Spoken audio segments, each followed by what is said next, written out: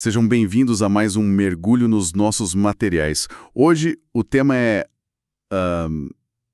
uma linhagem de vampiros do Oriente que é um puro paradoxo. Os Gati, mais conhecidos pelo nome nada sutil de fantasmas famintos. O que os nossos documentos mostram é que eles são descritos como a espinha dorsal que consegue unir a sociedade de vampiros do leste, que é super fragmentada. A nossa missão aqui é entender como eles conseguem ser, ao mesmo tempo, sábios respeitados e, bom, criaturas temidas pela sua natureza. Pois é, e o que pega com os Gati é justamente isso, essa dualidade. De um lado, você tem conselheiros espirituais, mestres da meditação, quase monges imortais. Do outro... O nome que grita perigo. Exato, um nome que sugere uma fraqueza terrível.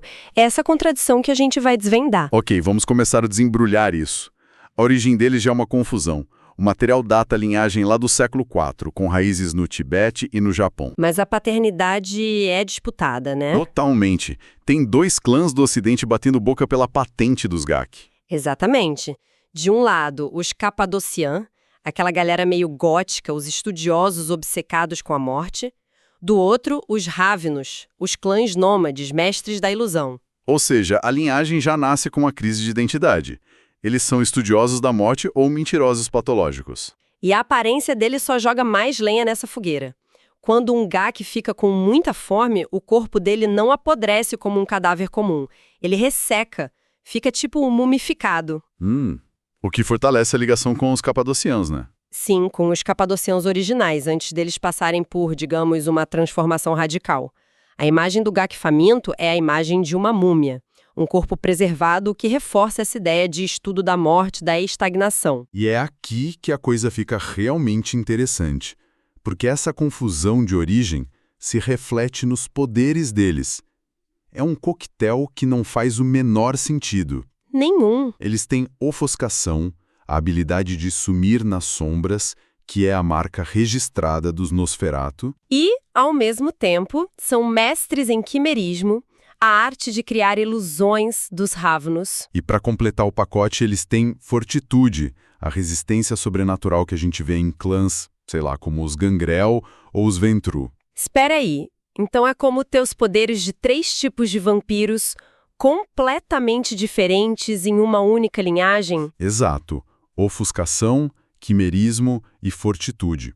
Isso não é uma combinação natural em nenhum clã do Ocidente. Não mesmo. É francamente bizarro. Não existe um clã ocidental que tenha essa tríade de poderes naturalmente. A teoria mais óbvia seria de herança mista, né? Tipo um experimento macabro. Isso. Alguém pegou vampiros de linhagens diferentes, juntou e criou uma nova espécie. Seria o caminho mais simples de explicar. Mas não é o caso, pelo que o material sugere. Exato. Seria óbvio demais. O que as fontes indicam é que, apesar desse mix de poderes, eles têm uma cultura e uma filosofia coesas demais para serem um simples amálgama. A sensação é que eles são algo organicamente diferente. Algo que surgiu com um propósito próprio. Exatamente. E é essa singularidade que nos leva ao ponto que realmente define os Gaki como um pilar no Oriente. A relação deles com a besta interior, os textos são claros. Eles são a linhagem mais espiritual e harmoniosa com a própria natureza de predador. Como isso é possível? Vampiros ocidentais passam a eternidade lutando contra a besta. E aqui a gente encontra o ponto que, para Nun, define os Gaki. Eles não lutam contra a besta como os vampiros do Ocidente. Eles não tentam acorrentá-la ou suprimi-la. O que eles fazem, então?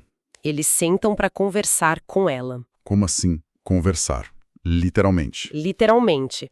Através de uma meditação profundíssima, um Gensi consegue entrar num estado de transe onde ele pode dialogar com o monstro interior. Imagina o nível de autocontrole para olhar para o seu pior demônio e dizer: ok, vamos fazer um acordo? Nossa, isso muda tudo. Então, que tipo de acordo eles fazem? O exemplo que a fonte nos dá é fascinante. Um Gensi ancião, prevendo uma guerra, um período de estresse, pode negociar com sua besta. Ele pode prometer a ela, por exemplo... Uma noite de caça. Uma noite inteira de liberdade total.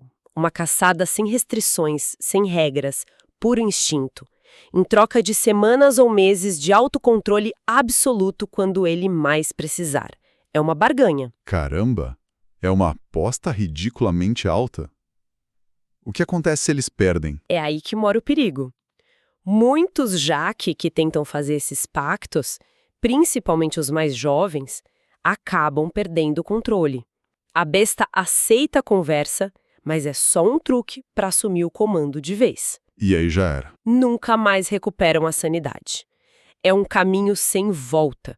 Eles se tornam monstros irracionais para sempre. Meu Deus. Apenas os mais antigos, os que têm séculos de prática, conseguem dominar a técnica. O texto usa um termo interessante. Eles conseguem curar a besta. Não no sentido de eliminá-la, mas de colocá-la sob seu comando, transformando o inimigo interno num servo. Ok, então eles domam a própria besta. Como a sociedade vampírica do Oriente reage a isso? Eles viram reis, párias, o quê?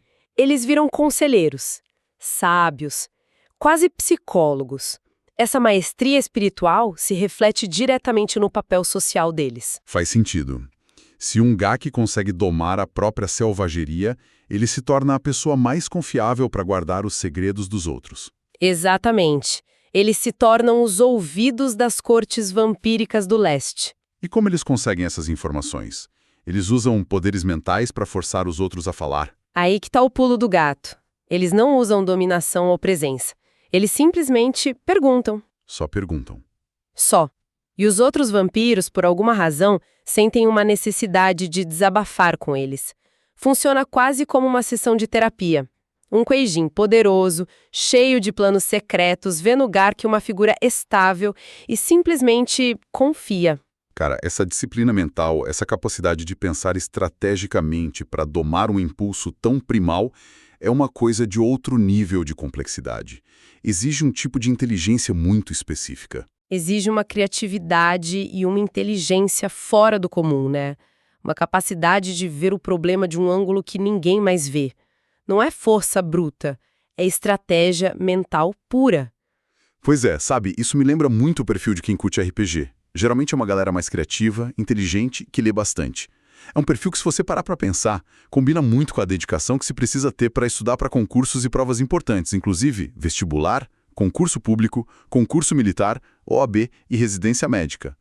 Se você, estudante, quer se preparar de verdade, entra agora em medcomb.com.br, baixa o app e aproveita o maior banco de questões do Brasil, com provas anteriores de todas as instituições, questões comentadas, resumos práticos, aulas completas e flashcards prontos para revisar onde quiser. E essa mesma capacidade de entender as fraquezas, tanto as próprias, na negociação com a besta, quanto a dos outros, ao ouvir seus segredos, nos leva direto para o lado sombrio da história.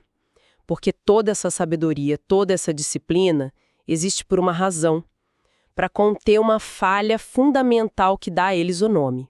Fantasmas famintos? Exato. Vamos falar dessa fome. Por que esse nome? Porque essa é a grande maldição deles, o preço que pagam por todo esse poder mental. Eles são atormentados por uma fome avassaladora, muito mais intensa do que a de um vampiro comum. E o fato de a fonte nos dar diferentes versões sobre essa fraqueza sugere que eles mantêm os detalhes disso em segredo. E quais são essas versões? A primeira, e mais branda, é que eles precisam do dobro de sangue que um vampiro normal para obter a mesma nutrição. A segunda teoria é que eles são incapazes de se nutrir de sangue de animais desde o começo. A fome deles é só por sangue humano, no mínimo. Exato. E tem a versão mais sombria. Que seria? A versão que explicaria muita coisa. É que, com o tempo, o sangue humano também se torna insuficiente. Eles rapidamente passam a depender exclusivamente de Vite, de sangue de outros vampiros. Nossa, isso é terrível. Imagine ser um vampiro e a única coisa que pode te sustentar é a sua própria espécie. Você vira um canibal por natureza. Exatamente. E isso lança uma luz muito, muito sinistra sobre os rebanhos que eles mantêm. O material menciona que eles sempre se cercaram de grandes grupos. Monges budistas, comunidades isoladas. Isso. Se essa teoria da fome for verdade, Esses rebanhos não são de mortais, são prisões. Prisões cheias de vampiros mais jovens, mantidos como uma dispensa, uma reserva de alimento vivo para os seus mestres Regak. Isso é monstruoso. E me leva a outra prática associada a eles, a diablerie, o ato de consumir a alma de outro vampiro. Exato. Se a sua dieta é vampírica, a diablerie vira uma necessidade de sobrevivência. A fonte diz que eles praticam isso de forma ritualizada e, supostamente, apenas dentro do próprio clã. Supostamente, sinto um mas chegando. Mas existe um rumor persistente de que eles têm um grande plano.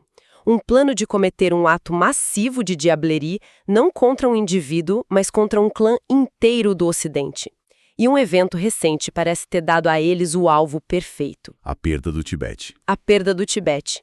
Seu lar ancestral foi tomado pelos Keijin, e essa invasão, segundo os textos, teve a ajuda crucial de um clã ocidental, os Brujas. Os rebeldes da Camarilla. Eles mesmos. Isso acendeu nos Gaki um desejo de vingança que é descrito como profundo, frio e, acima de tudo, paciente. E como é esse plano de vingança? Não é um ataque frontal. É muito mais sutil e perverso. Eles estão, segundo a fonte, catalogando a localização de cada vampiro ancião do clã Bruja no mundo.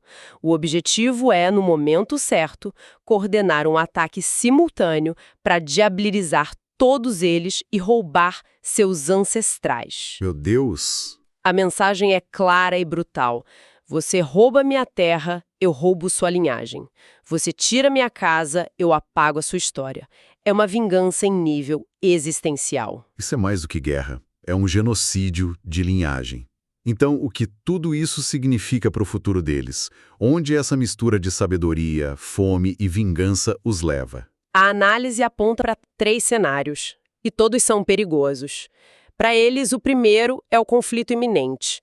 Se eles levarem a cabo esse plano contra os Bruja, a Camarilla não terá escolha a não ser responder com força total. Mesmo os Bruja não sendo os mais queridos? Seria uma declaração de guerra. Isso poderia arrastar toda a Ásia para um conflito em larga escala com o Ocidente.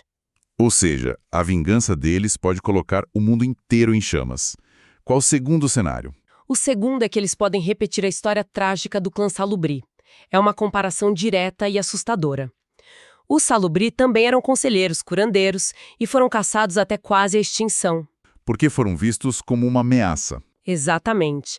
Acumularam conhecimento e poder através da confiança, e os outros clãs os eliminaram por isso. Os Genki estão na mesma posição, sentados sobre uma montanha de segredos. O que nos leva à terceira ameaça, que talvez seja pior, porque vem de dentro. Exato. As outras linhagens do Oriente, que hoje confiam nos Gekti, podem simplesmente acordar um dia e decidir que eles sabem demais. O poder deles vem da informação que detêm. Mas essa mesma informação os torna perigosos demais. Eles podem ser eliminados pelos próprios aliados. Eles estão numa sinuca de bico. Precisam de aliados, mas a natureza deles os isola. A fonte termina com uma pergunta. Se eles precisassem de ajuda do Ocidente, para quem eles pediriam? Camarilla ou Sabá? É a pergunta de $1 milhão. Ambas as seitas se beneficiariam do conhecimento deles sobre como controlar a besta. A Camarilla veria uma forma de reforçar a ordem. O Sabá veria uma arma. Mas para os Gekti, qualquer aliança é uma aposta. Sua natureza reservada torna qualquer pacto uma faca de 2 gumes. O futuro deles é completamente nebuloso. Resumindo, então, os Gariki são o equilíbrio perfeito e aterrorizante entre sabedoria e selvageria. São conselheiros capazes de um domínio mental quase impossível.